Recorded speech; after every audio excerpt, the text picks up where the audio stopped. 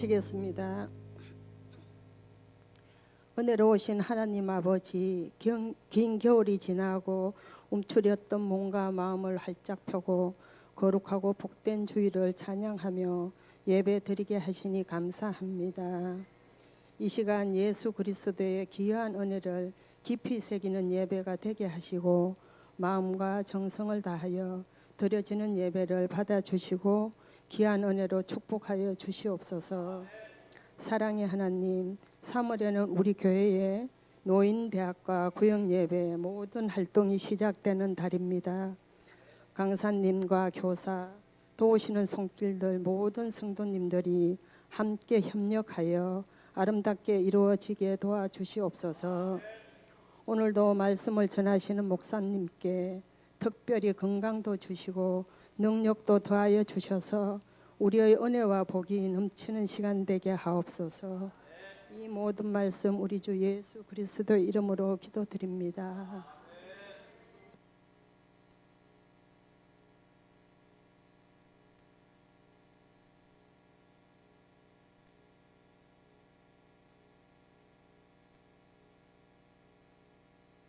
하나님께 모든 영광을 하나님께 온 마음과 뜻 주 사모합니다. 모든 영광을 하나님께. 아멘. 이사야 42장 1절로 9절 말씀 한 절씩 교독으로 봉독합니다. 내가 붙드는 나의 종, 내 마음에 기뻐하는 자, 곧 내가 택한 사람을 보라. 내가 나의 영을 그에게 주었은즉 그가 이방의 정의를 베풀리라.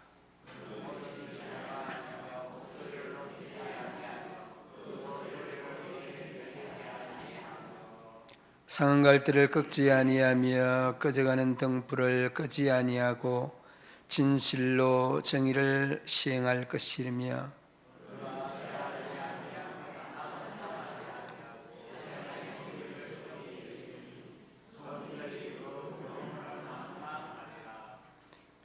하늘을 창조하여 펴시고 땅과 그 수산을 내시며 땅 위에 백성에게 호흡을 주시며 땅에 행하는 자에게 영을 주시는 하나님 여호와께서 이같이 말씀하시되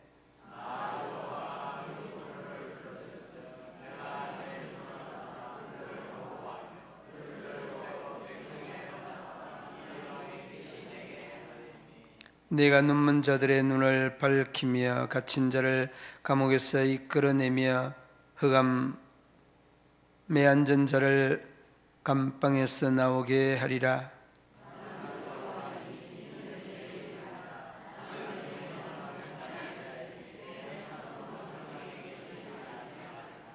보라, 전에 예언한 일이 이미 이루어졌느니라. 이제 내가 새 일을 알리노라. 그 일이 시작되기 전에라도 너희에게 이르노라.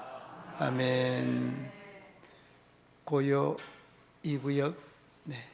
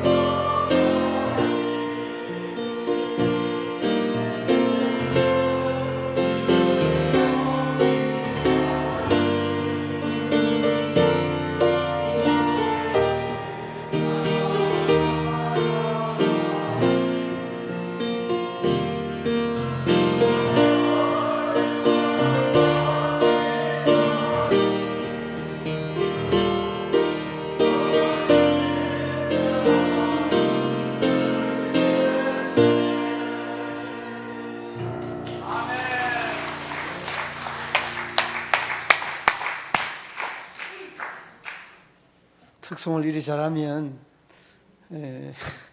은혜를 너무 많이 받을 것 같습니다.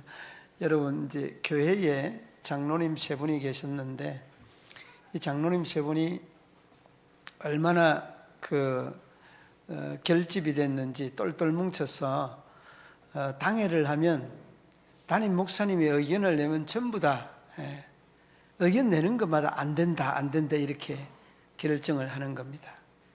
그래서 한 번은 이제 선교를 해야 된다라는 문제가 됐는데,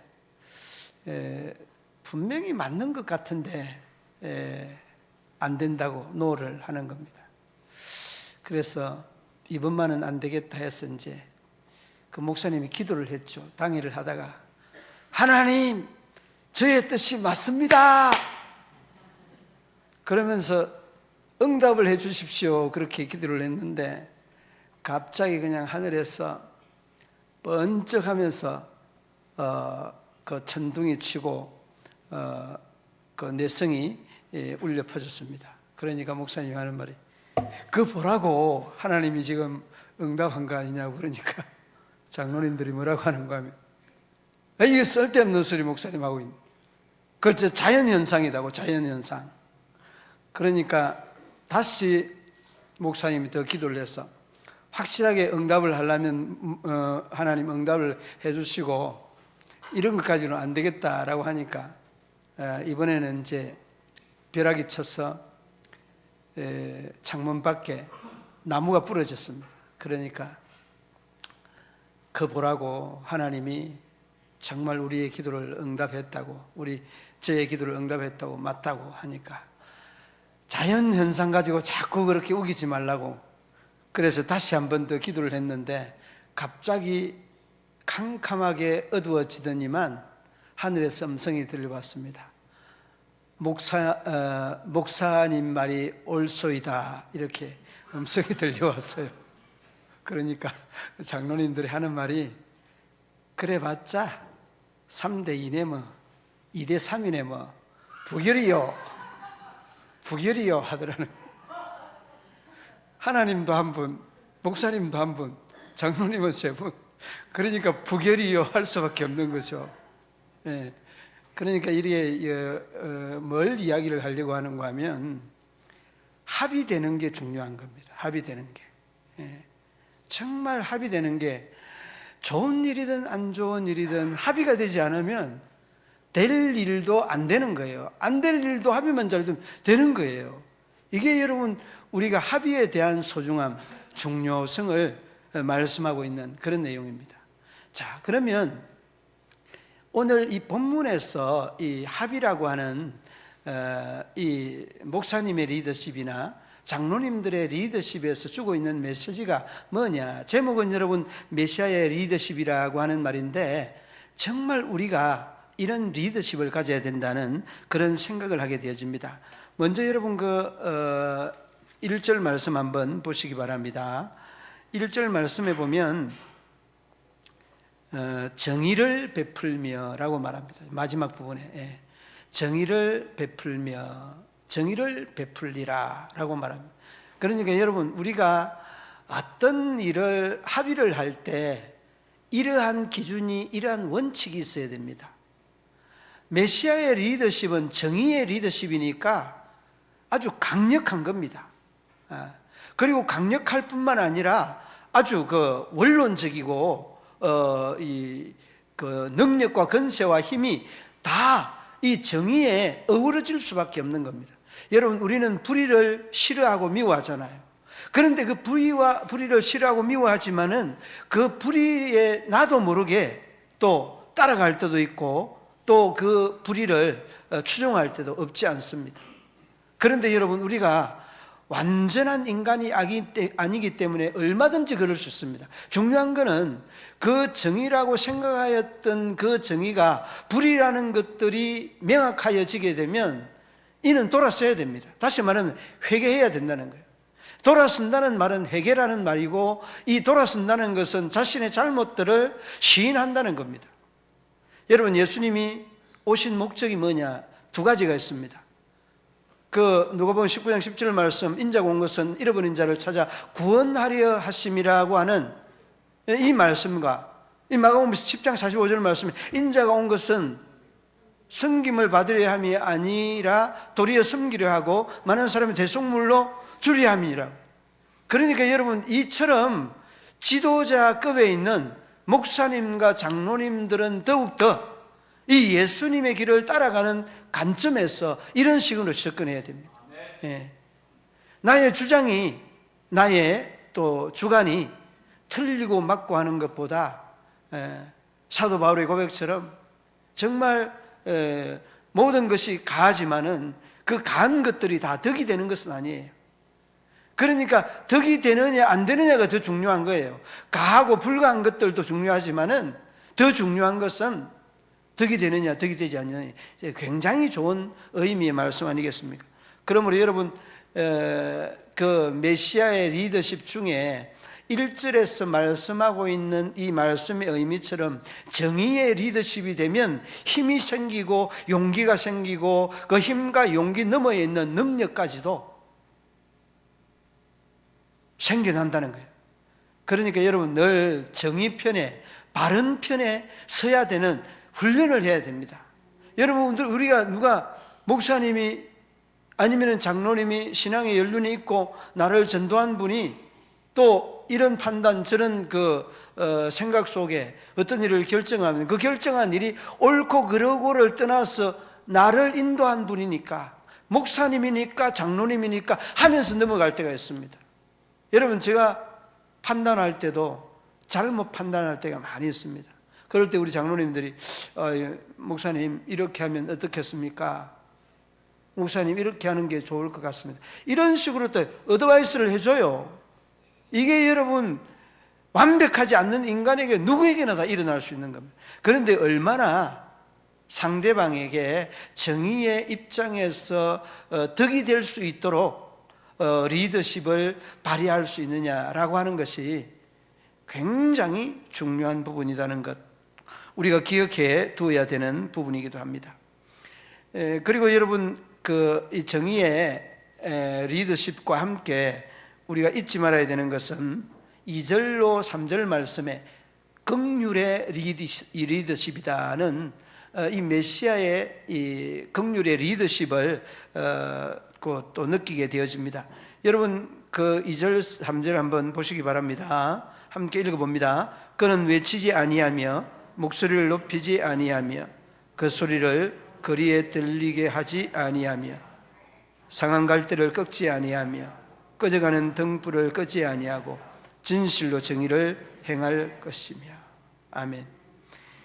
여기 보십시오. 이 긍휼이라고 하는 것은 사랑이잖아요. 사랑.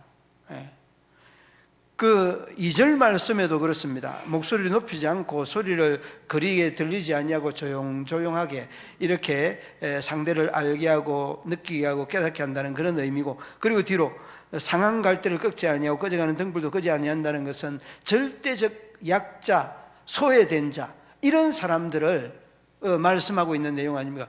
꺾지 아니한다는 말이에요. 그리고 끄지 아니한다, 꺾지 아니한다, 이는 하나님의 이 사랑으로 다시금 감싸 안는다, 그런 말씀입니다. 그러니까 여러분, 정의의 리더십과 이 긍휼의 리더십은 예수님에게서 그대로 볼 수 있는 그런 부분입니다. 마태복음 12장 17절 21절에 보면 이 내용들이 나와 있습니다. 거기도 상한 갈대를 꺾지 아니하고 꺼져가는 등불도 끄지 아니한다는 이 말씀의 의미가 그대로 나타나는 현상이기도 하죠. 그러므로 여러분, 저도 여러분들도 이 긍휼의 리더십과 정의의 리더십이 예수님 메시아 그분의 리더십이라는 것은 우리들이 살아가면서 어떤 관점에서 어떤 위치에서 살아가야 될지를 명확하게 일러주고 있는 그런 대목입니다. 그러므로 여러분, 저도 여러분들도 이 긍휼이라고 하는 것, 사람들이 완벽하지 않습니다. 여러분, 이 긍휼은 마치 가진 자가 가지지 못한 자를 감싸주는 것, 포용해주고 간용해주고 안아주는 것, 인정해주는 것, 이런 겁니다. 그러니까 여러분, 이 긍휼이라고 하는 이 말씀은 은혜라는 말이기도 하고, 이 은혜라는 말은 그냥 조건 없이 베푸는 사랑의 한 방편이 이 긍휼이라는 말씀. 그러므로 여러분, 저도 여러분들도 이러한 마음의 자세, 우리 주님이 우리에게 보여주셨던 이 메시아의 리더십이 어떤 거냐, 정의편에 서기 위한 그런 부단한 노력과 그리고 정의뿐만이 아니라 긍휼에 대한, 은혜에 대한 이 포용할 수 있는 넓은 마음들이 누구보다 나에게 필요하다는, 우리에게 필요하다는 것을 말씀해 주고 있습니다. 그리고 여러분, 그 정의의 리더십뿐만 아니라, 긍휼의 리더십뿐만 아니라 회복의 리더십을 강조하고 있습니다. 여러분, 그 44장, 회복의 리더십은 44장을 한번 찾아봐야 됩니다. 이사야 44장 28절, 한 서너 장만 넘겨보시면, 석 장만 넘겨보면 44장 28절, 44장 28절, 자, 함께 한번 읽어보시겠습니다. 고레스에 대하여 이르기를 내 목자라, 그가 나의 모든 기쁨을 성취하리라 하며, 예루살렘에 대하여는 이르기를 중건되리라 하며, 성전에 대하여는 내 기초가 놓여지리라 하는 자니라. 여러분, 그 바벨론의 파사왕 고레스 뭐라고 합니까? 나의 목자라, 그렇군, 내 목자다, 이렇게 말하지 않습니까? 그러니까 여러분, 이 고레스가 뭐 어떤 하나님이 보낸 이런 그 사역적인 입장에서 이런 그 목자의 의미가 아니라, 이 고레스의 칙령이 이루어지고, 그 칙령으로 인하여서 이스라엘 백성들이 바벨론 포로로부터 해방을 받고 1차, 2차, 3차 바벨론 포로 기한으로 인하여서 어떻게 됩니까? 성전이 재건이 되고 건축이 되는 이런 일련의 과정을 거치잖아요. 그러니까 이방의 왕들도 하나님이 세우고 하나님이 쓰신다는 것들을 뭐 어렵지 않게 볼 수가 있죠. 그러니까 여러분, 우리가 이렇게 때로는 악한 왕들이나, 때로는 또 선한 왕들이나, 때로는 또 중간에 있는 왕들, 이런저런 왕들을 하나님이 세웠던 그 왕들에 대하여서 하나님께서 다 관여하고 간섭하신다는 것을 어렵지 않게 볼 수 있습니다. 그래서 여러분, 하나님은 메시아이신 예수님을 통하여서도 하나님과 인간과의 단절된 이 다리를 회복하고 복구하는 이러한 역할을 했지만은, 바사왕 고레스를 또 통해서도 칙령이 내려지고 또 포로들이 다시금 돌아와서 하나님의 전을 건축하는 이런 면면들을 보지 않습니까? 그러니까 여러분, 때로는 우리 교회 안에서도 많은 그 특징들이 있는 분들이 함께 모여서 함께 예배를 합니다. 그러다 보면 이제 저마다의 이러한 가치 기준이 틀리고 다른데 주장이 있고, 또 그 주장에 대한 설명들이 있게 되는 거죠. 이런 주장이나 이런 설명들이 잘 조화롭게 이렇게 아우러가는 게 은혜로운 교회고 좋은 교회고 복된 교회입니다. 어느 한쪽만 이렇게 휩쓸려도 안 됩니다. 모든 것을 수용을 해야 됩니다. 여러분, 우리가 속해 있는 교단이 어떤 교단인지 혹시 아세요? 대한예수교 장로회죠, 이렇게 말할 겁니다. 대한예수교 장로회로 이름을 가지고 있는 이 교단이 자그마치 100개가 넘는다는 말 들어보셨습니까? 100개가 넘습니다. 100개 하고도 50개 하고도 알파, 150개가 넘는 그런 교단이 대한예수교 장로회입니다.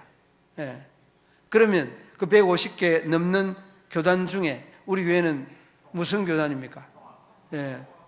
통합. 통합은 이제 조금은 보수적이면서도 뭐라고 그래야 됩니까? 조금 이제 합동측과는 다른 면들이 있습니다. 뭔가 하면 수용할 수 있는 이런 그 신학의 바탕이 있는 겁니다. 그래서 여러분, 우리 통합측은 여성 안수, 여성 목사님들이 있습니다. 그런데 여러분, 이 보수교단 합동측에는 아직 이제 조금 있으면 생길 거예요. 우리보다 한 5년, 7년에서 한 10년 이 정도 이렇게 늦게 또 이렇게 회복이 되고 하거든요. 근데 이게 중요한 것이 아니라 그 당시에 안수가 나왔던 그 당시에 여성들은 잠잠하라 뭐 그러면서 나온 이야기가 있습니다. 잠잠하나 마나 그래 구약에 선지자들도 여성 선지자가 있고 앞서가는 선진국들 여러분 여성 대통령 여성 그 리더들이 얼마나 많습니까? 말이 안 되는 말이에요. 그리고 여러분 우리나라가 초기에 그런 그 제도들을 양반과 상놈이 함께 하는 자리가 어디냐? 교회였어요. 예. 그 세상의 어떤 곳에도 같이 안 했는데 교회 안에 양반과 상놈이 함께 예배드렸다는, 얼마나 은혜스러운 거. 물론 이제 나누어서 이렇게 하긴 했는데, 그러니까 통합이라고 하는 이 교단에 여러분들이 다닌다는 것도 조금은 자부심이 있어도 됩니다. 왜 그런가 하면 신학의 자체 바탕이 포용하는 이러한 중도적인 성향이 굉장히 강합니다. 예. 그리고 여러분 그 동양 철학에서도 중용이라고 하는 그 내용도 뭔가 하면 극자나 극우는 안 된다는 거예요. 우리 한국의 문제 중에 하나가 뭔가 하면은 극자와 극우가 문제가 된다는 거예요. 얼마든지 그 우리 저 단톡방에 우리 목사님들 200명의 목사님들의 단톡방이 있는데 거기에서 뭐가 이슈가 됐는가 하면 건국전쟁을 봐야 된다, 건국전쟁 보면 안 된다, 이런 내용이었어요. 여러분 봐야 돼요, 안 봐야 돼요? 봐야 된다는 사람은 이제 보수층이고 안 봐야 된다는 사람 있죠. 예, 안 봐야 된다는 사람은 진보층. 그런데 거기에서 이제 한 동영상이 올라왔어요. 그분이 이제 역사를 가르치는 선생님인데 선생님 동영상이 딱 올라와가지고 그 선생님은 공과 이 이승만 대통령의 공과 그 다음에 가를 함께 다 설명을 해주는 거예요. 공과 가를 함께 설명을 해주는 거예요. 그러면서 하는 말이 봐야 된다고 하는 사람들과 보지 말아야 된다고 하는 이런 사람들은 안 된다는 거예요. 왜 안 되느냐? 함께 융합이 안 된다는 거예요.